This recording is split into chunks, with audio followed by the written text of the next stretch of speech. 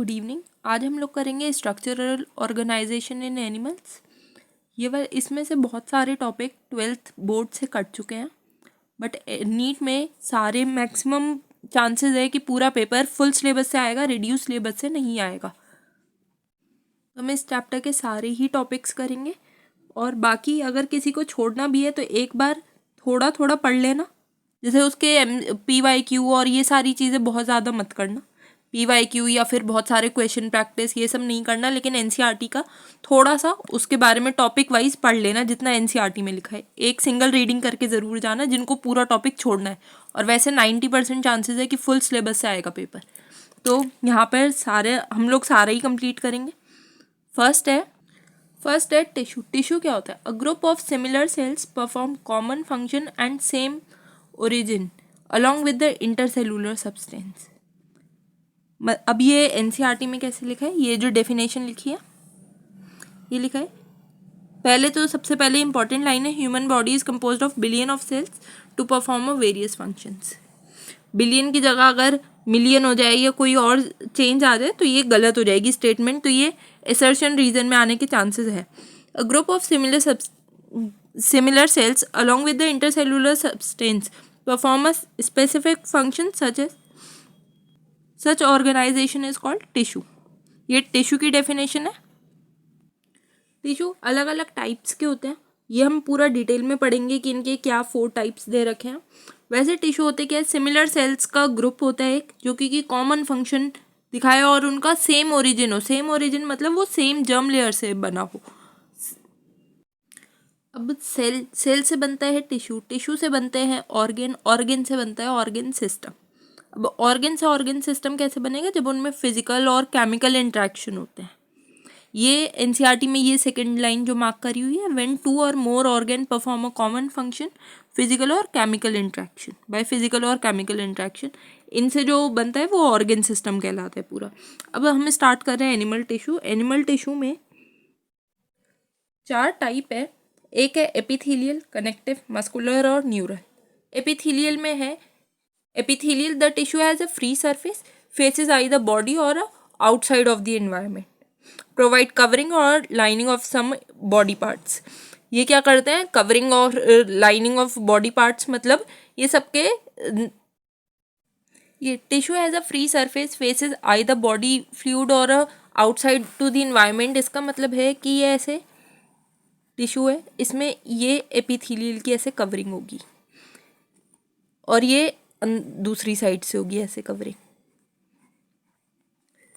तो ये सारा ऊपर वाला हो गया। फेसेस आइदर बॉडी फ्लूइड की साइड फेस होगा और या फिर इन्वायरमेंट की side, outside of the environment, बाहर की साइड को भी ऐसे कवर होगा ये।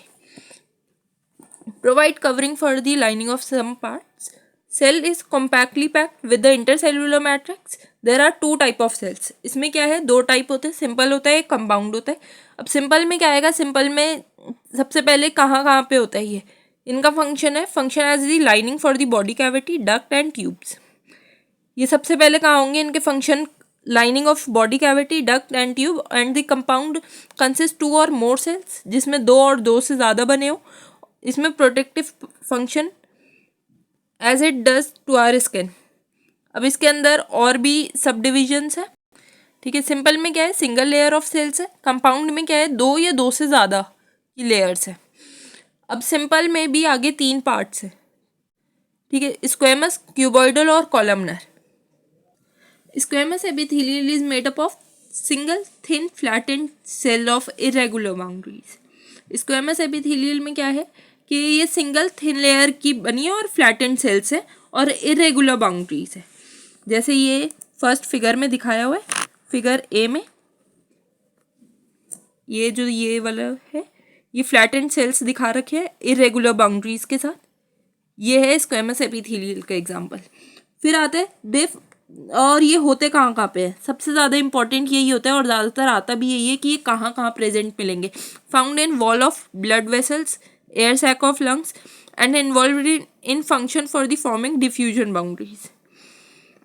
फिर आते हैं cuboidal epithelial is composed of single layer of cube like cells. Cuboidal का मीनिंग ये क्यूब लाइक सरफेस होता है, ये दे रखा है सेकंड में। इसमें क्या होगा, ये कहाँ कहाँ मिलेंगे, ये मिलेंगे duct of gland, tubular part of nephron in kidney and it's main function is secretion and absorption. इसका जो मेन फंक्शन है वो है सिक्रेशन और एब्जॉर्प्शन का। The epithelial of the proximal convoluted tubules of the nephron of the kidney has microvilli. ये वाली line हम अभी देखेंगे। ये लाइन लिखिए, the epithelial of PCT of nephron in kidney has microvilli. Microvilli क्या होता है कि जैसे कोई माइक्रोविली होने से क्या होगा कि इनकी इनफोल्डिंग्स होती है, प्लाज्मा मेम्ब्रेन की इनफोल्डिंग्स होती है जो कि सरफेस एरिया को बढ़ा देती है। माइक्रोविली जहाँ भी वर्ड यूज होगा उसका ये मतलब है। The columnar epithelium is composed of single layer of tall cylindrical cells. ये दे रखा है फिगर सी वाला, इसके अंदर दिखाया भी है, टॉल सिलेंड्रिकल सेल्स है। Their nuclei are located at the base. इनका जो न्यूक्लियस है वो बेस की तरफ होगा और इसमें भी माइक्रोविली होंगी। They are found in lining of stomach, intestine and help in secretion and absorption. जो क्यूबॉइडल है और कॉलमनर है, दोनों का ये रोल होता है कि वो सिक्रेशन और एब्जॉर्प्शन में दोनों में काम करेगा। दोनों का मेन फंक्शन है। बस इनके एग्जाम्पल हैं वो याद रहने चाहिए। क्यूबॉइडल एपिथेलियल कहाँ कहाँ मिलेगा, वो मिलेगा duct of gland, tubular part of nephron in kidney, और उसके अलावा पीसीटी। और कॉलमनर एपिथेलियन जो है वो कहाँ कहाँ मिलेगा, stomach and intestine, lining of stomach and intestine. उसके बाद आता है सिलिएटेड एपिथेलियम। वो क्या होता है, जब ये कॉलमनर और क्यूबॉइडल में सिलिया प्रेजेंट हो, फ्री सरफेस पे सिलिया प्रेजेंट हो, तो हम इसको सिलिएटेड एपिथेलियम कहते हैं। इसका फंक्शन होता है move part and mucus in specific direction over the epithelium. They are mainly present in the inner surface of hollow organs like bronchioles और fallopian tubes। ये जो सिलिएटेड एपिथेलियम है इसमें क्या होगा, यूनिडायरेक्शनल फ्लो ऑफ सब्सटेंस होता है। अब इसमें आ जाए ब्रोंक्यूल्स दे रखा है, ब्रोंक्यूल्स। तो ये इसके में ऑप्शन अगर क्यूबॉइडल भी दे रखा है, कॉलमनर भी दे रखा है, तो क्यूबॉइडल पे टिक करना है। ये क्यूबॉइडल में आता है। स्मॉल ब्रोंक्यूल्स इसके एग्जाम्पल होते हैं। और जो ये फेलोपियन ट्यूब है ये आता है कॉलमनर में। क्या था, जब कॉलमनर में और क्यूबॉइडल में सीलिया प्रेजेंट था तो वो सिलिएटेड एपिथेलियम हो गया था। अब इसमें क्या है, सम ऑफ द कॉलमनर और cuboidal cell get specialised for secretion. इसको हम बोलते हैं ग्लैंडुलर एपिथेलियम। इसमें दो टाइप्स आते हैं, यूनिसेलुलर में क्या आएगा, goblet cells of alimentary canal. Multi cellular में आएगा सेलिवरी ग्लैंड। ये दो इंपॉर्टेंट एग्जाम्पल है। फिर आता है on the basis of pouring their secretion glands are divided into two category, exocrine endocrine gland. अब ये जो एंडोक्राइन और एक्सोक्राइन है, एक्सोक्राइन ग्लैंड का क्या काम होता है, mucus, saliva, ear wax, oil, milk, digestive enzymes, ये एंड अदर सेल्स प्रोडक्ट, और these products are release through the duct और ट्यूब्स। फिर उसके बाद आता है endocrine. Endocrine do not have duct, इसमें कोई डक्ट्स नहीं होते हैं, and their products are called hormones. इसके जो प्रोडक्ट्स होते हैं इनको हम हॉर्मोन्स कहते हैं। Are secreted directly into the fluid bathing the gland. और बाकी एक्सोक्राइन, एंडोक्राइन, ये सारा का सारा बहुत डिटेल में भी दे रखा है जब हम ह्यूमन फिजियोलॉजी पढ़ेंगे वहाँ पर। एक्सोक्राइन में क्या है, उसमें डक्ट, ये जितने भी प्रोडक्ट्स बनेंगे ये सारे के सारे डक्ट्स और ट्यूब्स की में से निकलते हैं। और इसमें क्या क्या आता है, mucus, saliva, earwax, oil, milk, digestive enzymes, ये सारी चीज़ें। उसके अलावा एंडोक्राइन जो है, एंडोक्राइन में क्या होता है, इनका जो प्रोडक्ट है उनको हम हॉर्मोन्स बोलेंगे। Are secreted directly into the fluid bathing the blood. और एंडोक्राइन को हम डक्टलेस ग्लैंड भी कह सकते हैं। इसमें क्या क्या एग्जाम्पल आते हैं, इसमें आते हैं पेनक्रियाज, ओवरी, टेस्टिस, ये सारे। कंपाउंड एपिथेलियम होता है, is made up of more than one layer multi layer cells. ये इनका क्या होता है, limited role in secretion and absorption. Compound epithelial का लिमिटेड रोल होता है। इनका मेन फंक्शन होता है प्रोवाइड प्रोटेक्शन अगेंस्ट केमिकल और mechanical stresses, and they cover dry surface of skin, moist surface of buccal cavity, pharynx and inner lining of duct of salivary gland and pancreatic duct. इनके examples सबके याद रहने चाहिए कि कौन सा कहाँ पे मिलेगा। इसमें पूरे चैप्टर में सबसे ज़्यादा इम्पोर्टेंट यही है कि कौन सा कहाँ पे मिलेगा, सबका एग्जाम्पल याद होना चाहिए और इनका मेन फंक्शन याद होना चाहिए। बाकी इसमें बहुत ज़्यादा और कुछ भी नहीं है चैप्टर में। फिर उसके बाद आते हैं जंक्शन। जंक्शन क्या होता है? Junction provide both structural and functional link. अब इसमें 3 टाइप के जंक्शन है। Tight junction. टाइट जंक्शन क्या होता है? Help to stop substance from leaking across the tissue. वो कोई भी चीज़, जैसे नाम से भी पता चल रहा है, वो क्या करेगा कि किसी भी सब्सटेंस को लीक होने से रोकेगा। अडेयरिंग जंक्शन वो क्या करेगा? Perform cementing to keep neighbouring cells together. वो क्या करेगा? वो सीमेंटिंग का काम करेगा, मतलब वो सारे सेल्स को एक साथ जोड़े रखने का काम करेगा। फिर आता है गैप जंक्शन। गैप जंक्शन क्या करेगा? Facilitate the cells to communicate with each other by connecting the cytoplasm of adjoining cells for the rapid transfer of ions, small molecule and sometimes big molecule। ये क्या करेगा? ये सबको communicate में help करेगा और सबको कनेक्ट करके रखेगा साइटोप्लाज्म के through, connecting the cytoplasm of adjoining cells. और क्या करेगा? ये ट्रांसफ़र कराएगा आयंस को, स्मॉल आयंस और कभी कभी जो बड़े मॉलिक्यूल्स होते हैं उनको भी। ये होता है गैप जंक्शन का काम। यहाँ तक अगर कोई भी डाउट हो तो कमेंट में पूछ सकते हो। फिर इसके बाद हम स्टार्ट करेंगे कनेक्टिव टिश्यू। कनेक्टिव टिश्यू होते हैं मोस्ट अबेंडेंट, वाइडली डिस्ट्रीब्यूटेड, और इनका काम होता है, इनका जो मेन फंक्शन होता है वो होता है linking and support other tissue और ऑर्गन। जो कनेक्टिंग का मतलब ही है जो एक दूसरे को जोड़े रखे। In all connecting tissue except blood, cells secrete fiber, structural provide collagen and elastin। ये है ब्लड को छोड़ के जो सेल सीक्रेट करते हैं फाइबर्स, उसमें जो स्ट्रक्चरल प्रोटीन होता है उसको हम कोलेजन और इलास्टिन कहते हैं। The fibre provide strength, elasticity, flexibility to the tissue. ये क्या करते हैं? स्ट्रेंथ भी देते हैं, इलास्टिसिटी मतलब उसको अगर वो थोड़ा बहुत मुड़ भी जाए तो उसको वो फ्लेक्सिबल होते हैं, तो उनमें मूवमेंट में, इन सब चीज़ों में हेल्प करते हैं। और इसमें क्या है? The cell also secrete modify polysaccharides. ये इंपॉर्टेंट है, ये PYQ है, पहले भी आया है। इसमें क्या है? जो इसमें होता है, इनके अंदर क्या होता है? मॉडिफाइड पॉलीसेक्राइड्स होते हैं which accumulate between the cells and fibre, act as a matrix, मतलब ग्राउंड सब्सटेंस का काम करते हैं। अब कनेक्टिव टिश्यू में आगे 3 टाइप्स हैं: loose connective tissue, dense connective tissue and specialised connective tissue. सबसे पहले आते हैं loose connective tissue. Loose connective tissue में है, जैसे लूज से क्या पता चल रहा है? नाम से ही पता चल रहा है कि इसमें क्या है? Cells and fibre loosely arranged in semi fluid ground substance. अब ये कहाँ कहाँ होते हैं? ये होते तो स्किन के नीचे ही है। उसके बाद इसमें 2 टाइप होते हैं, एरियोलर और एडिपोज। अब एरियोलर कहाँ होगा? ये इसका क्या काम होता है? Support framework for the epithelial and contain fibroblast. इसमें फाइब्रोब्लास्ट होते हैं, cell that produce secrete fibres. Macrophages होते हैं और मास्ट सेल्स होते हैं। एडिपोज का क्या काम है? Is the another type of loose connective tissue. ये लोकेटेड बीनीथ द स्किन, ये सेम ही है। The cell of the tissue specialise to store fat. ये क्या करते हैं? जैसे हमारी बॉडी में जो भी चीज़ें, जो फैट जो बनता है वो यहाँ पे बनता है। हमारी बॉडी में जितना भी फैट स्टोर होता है, जैसे जैसे हम मोटे होते जाते हैं तो ये वाली जो लेयर है ये बढ़नी शुरू हो जाती है, सारा फैट यहाँ स्टोर होता है। The cell of the tissue specialise to store fats and the excess of nutrient which are not used immediately are converted into fat and stored in this tissue.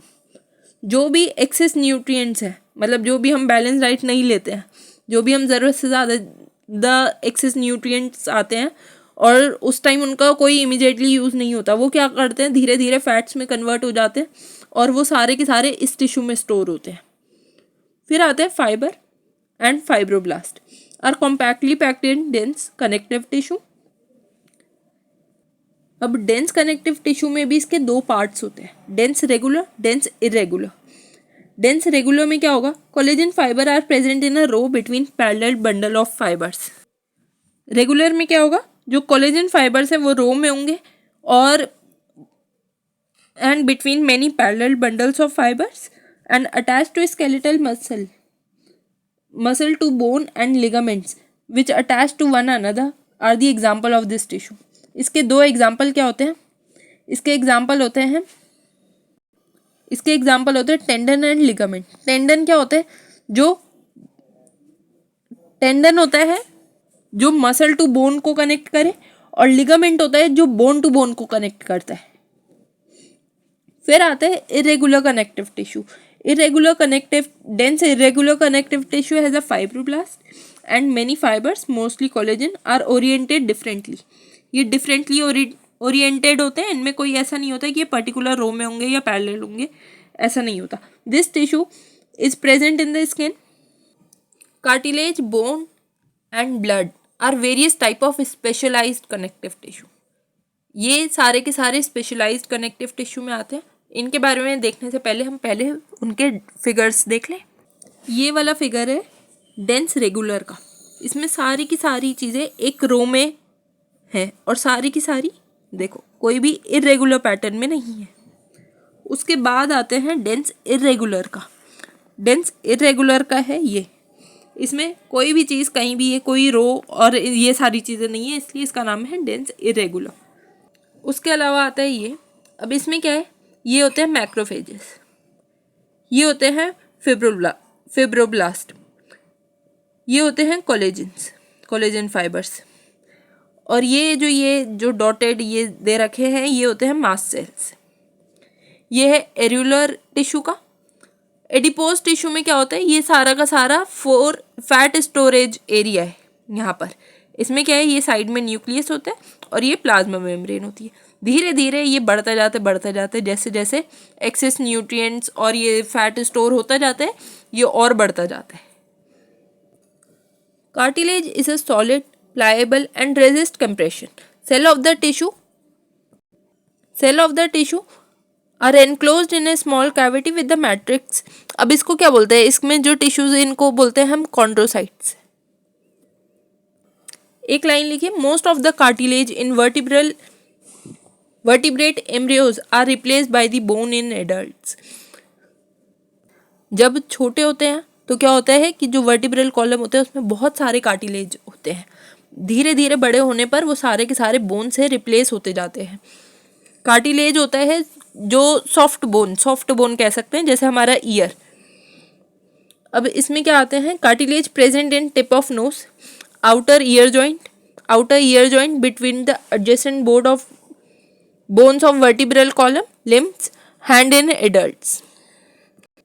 Bones क्या होती है? Bones have hard and non-pliable ground substance rich in calcium and collagen fibers.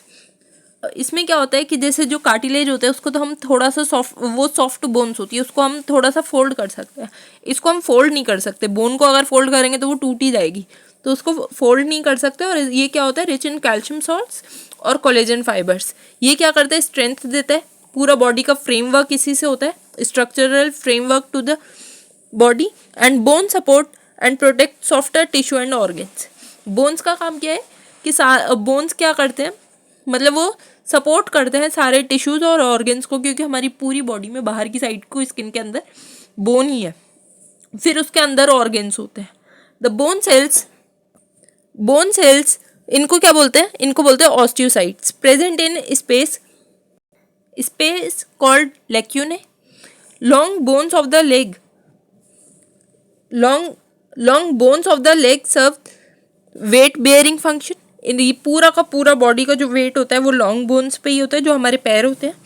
And interact with the skeletal muscle, जो कि movement कराता है. And the bone marrow in